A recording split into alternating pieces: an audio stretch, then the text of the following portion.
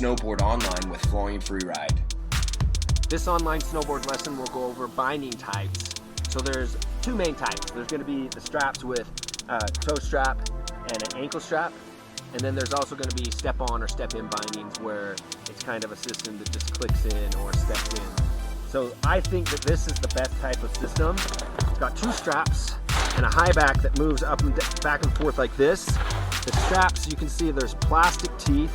There's an ankle strap that clicks in there. It's a ratchet system and then goes as tight or as loose as you want. It's pretty easy. You go that way to tighten, this way to unloosen. Same with the toe strap. And you can put it over the toe or the foot more or over the toes. A lot of people like an in-between. You don't want it too much like that because when you start getting a high edge angle, especially if you have a bigger foot like me, you start to dig into the snow and we call booting out. So I usually put mine a little bit more like that so that I can get a high edge angle. And the types, like I said, the high back moves towards the heel and toe like that. And then there's these plastic teeth and a ratchet system here for the ankle. Hear that click, tightens, loosens, and then the other system, a step on or step in. I don't really think that they're the best because they failed on me. I've had really bad times on the mountain when I've ridden step-in bindings. Like the high back on one of those step-in bindings failed on me and opened up. I was going about 45 miles an hour on bumpy terrain turning, and my foot flew out of the binding and I flew off the trail. Luckily it was down into a big powder field and I flipped down into it, but from then on out I just didn't trust that type of binding. And I tried these step-on Burtons and my actual pant got stuck in it. And I was only riding it for about 3 hours and I had to come out with a screwdriver. It took a long time to get that off of my foot and I was pretty much stuck to my board. So luckily I had a tech there with the right equipment because I was demoing it. And that's what I recommend you doing. Demo the equipment. Check out these type of bindings. Go to a demo shop. See what type of bindings they have. And you know, a lot of bindings you can get online that aren't super expensive. And I love how it's July 7th and I'm feeling the mosquitoes out here. Go to the shops, go to a demo center and check out the different types of bindings because there's a lot of types of bindings that are this style. There's a lot of step-ons and step-ins. So go out and demo and check what you like. Borrow people's equipment. I like to go out and ride with my mates, and then when out with my mates, they let me ride their board and I switch it up and I ride their boards. I might have to ride their setup, their stance, but then I get a good feel of what the board flex, the flex pattern in the board, you know, like the camber, you know, the side cut, out the stiffness. There's a lot of things that you want to test out, but the first thing I really recommend is these bindings. Know which type of bindings you like. Try these ones first. I recommend these. These are what advanced snowboard riders use. A beginner or intermediate rider can get away with those type of bindings, step-ons or step-ins, because they're not as aggressive and their movement patterns aren't as dynamic. And these types of bindings, I haven't had fail on me.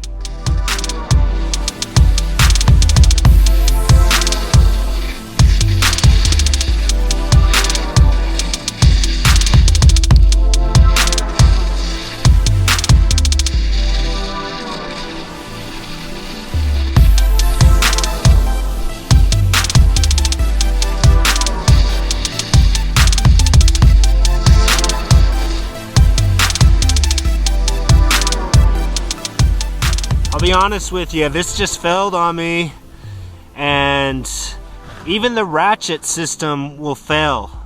So you need to take into consideration tuning up your equipment. This is the end of the season. These are old bindings. I was able to keep in my foot though with the second binding. So that's a nice plus with these two strap systems, is that there's two straps and one failed. I was still in my binding and able to stop and fix my binding. So this just failed on me. I was riding down here. Okay, good. It looks like it's still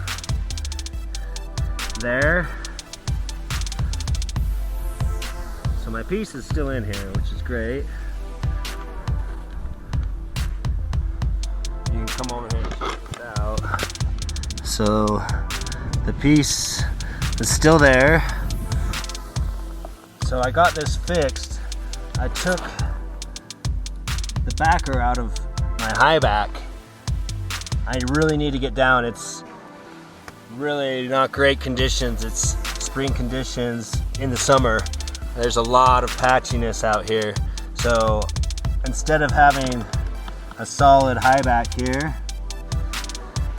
I took out the piece on my high back and I replaced it for my piece right here.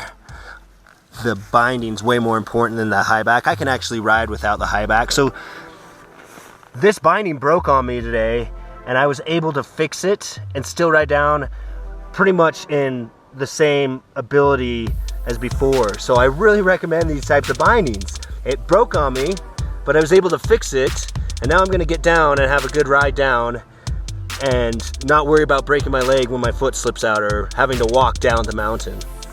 So this is what I'm dealing with. Dirty snow, rocks everywhere, a thin white ribbon of death, and if I'm riding my board without a binding strap, I'm out of luck. But if I have a little loose of a high back, it's still actually held in by one, I'm good to go.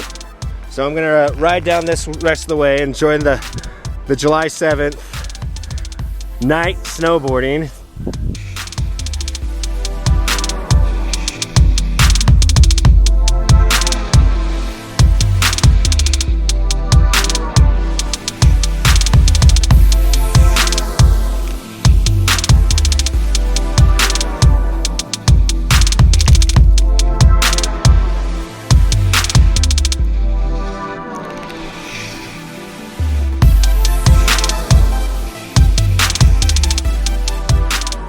So it was kind of ironic that I was talking about how the two-strap, ankle, toe strap, ratchet system was the better system, and it failed on me on my way down, and I was able to fix it even though it had a little bit of a malfunction, or one of the screws or the bolts got stripped.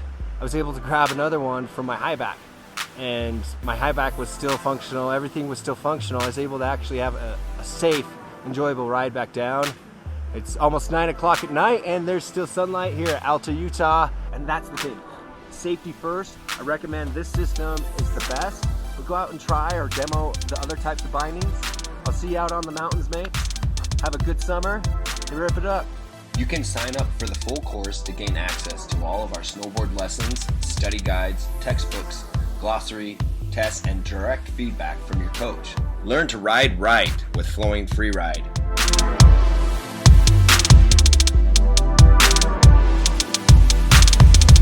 Subscribe, comment, and like. Cheers, FFR.